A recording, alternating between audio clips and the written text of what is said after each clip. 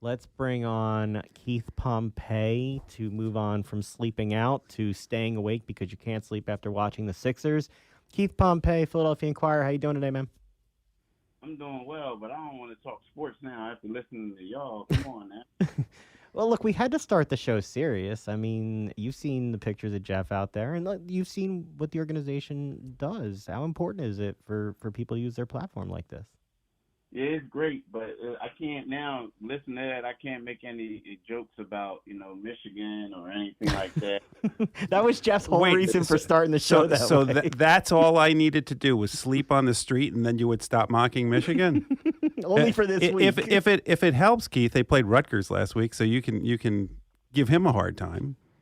On the bright Uh, side, Jeff had no cell phone reception, so he couldn't text me the score yeah, alerts as Michigan pulled away in the second half. yeah, that's a little bit too easy though. That's like playing All right, little well, brain Keith, stuff. you've been a little busy the last couple days writing story after story, so I'm going to start with your earlier story today. As somebody who has been accused often of overthinking, so you wrote this story that Tyrese Maxey needs to stop overthinking. What is the recipe for what Tyrese Maxey actually needs to do to get back to being the Tyrese Maxey that the city fell in love with? I think they need to take the ball out of his hands. I think they need to get either they're going to get a point guard or they just say, hey, DeAnthony, you're going to bring the ball up the majority of the time and just deal with it because I think that they have him doing a little too much. Like now his job is trying to get people involved, doing a lot of other things. I think that he needs to go back and play free. Now we have to be honest with ourselves and when James Harden was there, it took a lot of burden off of him. I also believe that some of the defensive assignments, people weren't saying, okay, I'm gonna go into this game and shut down Maxi. It was like if Maxi starts scoring, then let's adjust to him. You know what I mean? Right. I think right now he's a focal point of defensive assignments, but I think that he's not a point guard. I mean, he's a combo guard. I'm not mocking him, but he's not a pure point guard. He's a scoring guard, and I think he needs a point guard to get him the ball, to get him in those positions. Another one of the stories you have out today in the second graph, you said last night was the latest game where ball movement was non existent, defense was noticeably poor, and hustle was missing. This team had 17 turnovers and 15 assists last night. That's not going to win it. I get that Doc is saying health, but this team struggled when everybody was on the court to start the season. It just looks like they're lethargic out there with poor body language. What are you seeing from this team, and what are they saying about it? I saw a team that looked extremely frustrated last night. First time I saw guys bickering and this and that. And you are right. It just seems like lethargic and hustle. And Doc and them can make as many excuses as they want that, this is a new team. This. Well, the Utah Jazz are a new team. The Cleveland Cavaliers are a new team. You know what I mean? And they somehow managed to get it right.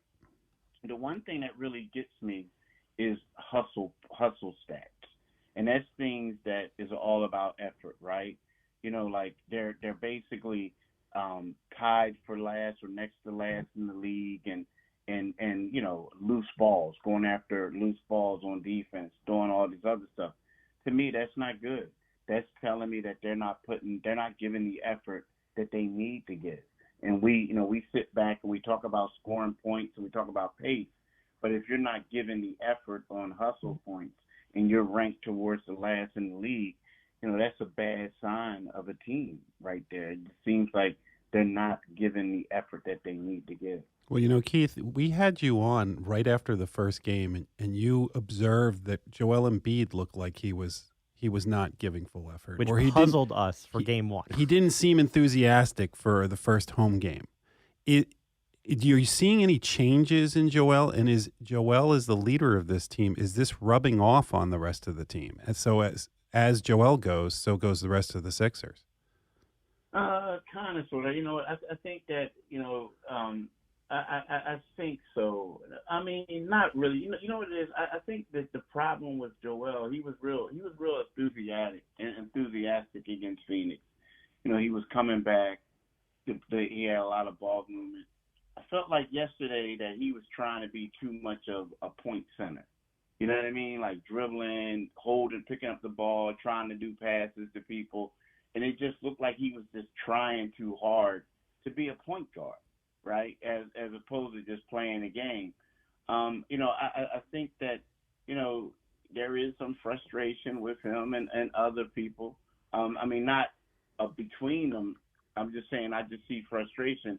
And I just feel like that, things just aren't meshing right now. They for whatever reason, they're just not. And I also think that the team isn't just really good right now. So in regards to the effort and all that, I felt like he might have been a little, upset with his role, but now he's getting exactly what he wants. But you got to play. You can't think that all of a sudden you're Nikola Jokic and you're going to be setting teammates up and doing all types of things. Nah, you just got to play like you know how to play. It seems like on the one hand, it's so hard for this team to generate their offense. If you watched last night, there were times that they couldn't even get an entry pass into Joel and get him set up. Then at the same time, on the defensive end, there's these uncontested, wide open shots where they're literally at the mercy of the other team's ability to sink a shot that night as to whether or not they will be in the game or not. Why is there such a disconnect now between what this team is doing on the court and what they talked about they being able to do with these pieces that were brought in? Because, everything that looks good on paper doesn't always look good in real person. You know what I mean? I feel like, a lot of these guys, good, on paper, great additions, great this and that, but they just don't fit. And then you look at a guy like PJ Tucker right now, I don't know if it's the knee. I don't know if it's the hip now. I don't know if he's having a tough time with Doc Rivers' scheme, or I don't know if 37 is starting to hit him. You know what I mean? He's 37 years old now. You look at DeAnthony Melton. DeAnthony Melton. He's a great defender, but it just seems like, maybe, he's more of a six-man type than a bona fide starter. And that's not a bad thing. It's just that he feels maybe a little bit more comfortable in that role. And then you get a guy like Daniel House who's been struggling shooting the ball. But on paper, and as we do in Philadelphia, guys come here and all of a sudden everybody's like, yay, yay, yay, yay. And then when they don't produce, then we're like, get them out of here. But, it's not quite there with those three guys. But, and then you got to add Montrezl Harrell. But they all have certain weaknesses, which enabled them to be available. You know what I mean? So what do you do with it? Do you start playing the younger players again? Does Shake Milton start to get more time? Does Matisse start to get more time? Does he shake up the roster and have the veterans play a little bit less, especially it's a long season? You don't want to – if these guys are already starting to get their knocks, maybe you sit them on the bench and don't play them as much for the first half of the season. I think you may have to because, right now, we're looking at it right now, and they're 5-7. They have to play Atlanta again. They have to play Utah. That's playing a whole lot better than anyone expected. And then they have 4 days to prepare for Milwaukee, who's already defeated them. So, it's like the thing is everyone says it's early, but you don't want it to get late really fast. You know what I mean? It's because these games are going to slip up. And if you notice, he is doing that a little bit. Like yesterday, I felt like he has in Doc Rivers. I felt like yesterday he had a couple quick hooks on some of his other players, like, his former rotation guys. But you've seen how Matisse Thybulle has been getting more burned. You see how Shake Milton has been playing more. We've seen some Furkan Korkmaz cameos. The same thing with Paul. Paul Reed got a lot of run last night. Yeah, but initially none of those guys were playing, so I feel as if that it is starting to happen where he's gradually going back to some of the guys that he had before. All right. This is not the Sixers, although this is a Sixers upcoming opponent. Can you explain to anyone what is going on in Utah? Utah trades away every star it has, gets a whole bunch of draft picks for the future. Youngest coach in the league. And now somehow is leading the West, has the highest scoring team. What is going on out there? Danny Ainge, he's a great executive. I mean, you got to think about it. Well, he's not Where playing though. yeah, he's not playing, but he has a great eye for talent. He has a great eye for talent. He does a lot of things, and I also think Laurie Marketing was a great player. It was just, I mean, think about it. When he was first at Chicago, he was the guy, right? You know, what I mean, everybody seems the up and coming guy. So then all of a sudden they start getting other guys, and then next thing you know, he slides like down, the totem pole, so to speak. He goes to Cleveland. He's part of a package in the trade, but he wasn't the guy. And then all of a sudden he goes to Utah, and now they utilize him the way he has. Again, he also dealt with injuries too. So I think that's good, but I also think that this guy is a good coach too, and Danny has an eye for that as well. I mean, think about it. This guy was the assistant coach in Boston, and every time you watch games, Ime Udoka was standing up there, and this guy will come out and say something to him. So you also wonder now, like, okay, was who was the brains in the organization? You understand what I'm saying? Hmm. So Danny, like with Brad Stevens, he went out there and he stole this guy. Like everybody got him. And what I mean by steal is like he just took him and no one expected anything from him. Then he became like a great hire. And I think this guy is a great hire. Now again, we do have to be a little pump the brakes a little bit because what is it? It's been 12 games for Right. him. But at the same time, they're set up perfectly because now all you got to do is you got Laurie Marketing, and now you got enough cap space or enough draft picks to go ahead and give somebody to form a super team. All you need is one more player, and you got a super team problem. How are they doing on finding roles? I understand rotation, but I'm curious roles because Paul Reed came in last night, but you have times where they have PJ Tucker at the five. Night they had runs where they had Embiid at the five and Paul Reed at the four. Paul Reed seems to have enough problems being overly aggressive any position he's on the court. Him, Thibault, Shake Milton, how are they doing in terms of understanding their roles as young guys and where they fit in on this team? That's a great question. To be honest with you, I don't think no one knows their roles right now. I don't think Doc Rivers knows people's roles right now, and that's not a knock. It's just that when your team is struggling, and if you notice, like you said, you saw PJ Tucker at center. Okay, the next thing you know, you see someone else at center. Montrezl Harrell. To me, that's saying like, look, whatever we're doing is not working, and we gotta hurry up and find something that's going to work, right? So that's why you're seeing all these different things. I mean, you look at it, the roster. As much as we said last year, the roster doesn't fit. It still doesn't fit because you got a guy like Paul Reed, who was a power forward in college, who's now a center, and now he has to play some power forward.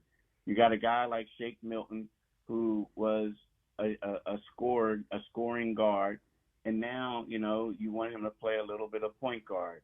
You got a guy like Anthony Melton, who's a combo guard. You got him playing point. So you know what I mean. So like right now, I think they're all trying to figure it out. The problem, and the part of the problem is they don't have a true point guard on the roster. And you can even say when James Harden is there, he's a two guard who can play point, and you don't have a legitimate backup center. What you have is a 6'7" guy who can get you buckets and Montrezl Harrell, but he has a tough time defending.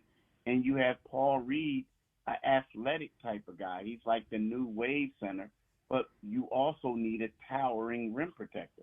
They don't have that. Yeah, well, so here's the next question. Did they keep the wrong guy? Should the Sixers have kept Charles Bassey as opposed to Paul Reed? Who seems to be playing rather well right now in San Antonio. I think they should have kept both of them. I like both guys. I do. I do. I think I think they should have kept both of them. I think Paul Reed's a good guy. He's just a smaller guy. He's more athletic. He can do things that Bassey can't do. But at the same time, Bassey is extremely athletic.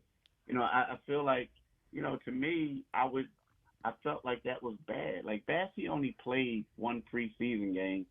He played something like minutes or 12 minutes and had 9 rebounds.